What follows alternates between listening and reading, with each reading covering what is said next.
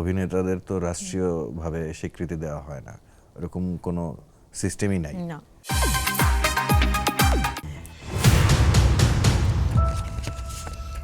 বাহ। 5 বছরের জন্য দেশ পরিচালনার দায়িত্ব পেলে কোন কোন বিষয়গুলোকে পরিবর্তন করতে চাইবেন?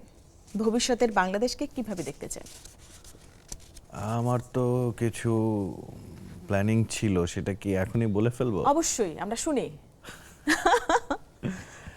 না, আমি বিভিন্নভাবে ভেবেছিলাম দেশকে পরিচালনার ক্ষেত্রে। তার মধ্যে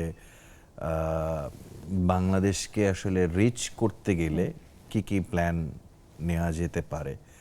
সো আমার সেন্ট মার্টিন নিয়ে আলাদা একটা প্ল্যান ছিল বাংলাদেশের। কিরকম প্ল্যান সেটা আমরা একটু শুনি। সেটা বলতে গেলে অনেক বড়। একটু সংক্ষেপে শুনি যে আসলে তোমার সেন্ট প্রত্যাশার মার্টিনকে জায়গা আমি এক একটা line। ব্যবসার বিজনেসের একটা জায়গা করে তুলতাম ইন্টারন্যাশনালি। সেখানে মানুষজন যাওয়া, বাংলাদেশের মানুষজন সেখানে যাওয়া, সবকিছু মিলিয়ে এখন এই শর্টকাটে আমি তোমাকে বোঝাতে পারবো না ওই বিজনেসটা কি কেমন।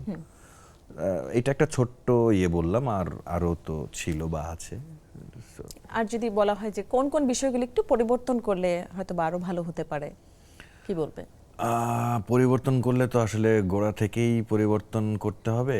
সো এই বিষয়ে আজকে এখন না বলি। কি কোনো আসলে সংশয় যে না না, সংশয় না, অনেক টাইম লাগবে। আমি শর্টকাটে বুঝিয়ে বললে ঠিক বোঝা যাবে না বিষয়টা। সো আর শিল্পীদের জন্য করণীয়, রাষ্ট্রের পক্ষ থেকে যেটা করণীয় কিন্তু এখনো হচ্ছে না, এরকম কোনো সাজেশন আছে? সবার আগে তো মানে নিব, মানে অভিনেতা হিসেবে যে রাষ্ট্রীয় স্বীকৃতি, সবার আগে সেটা চালু করব।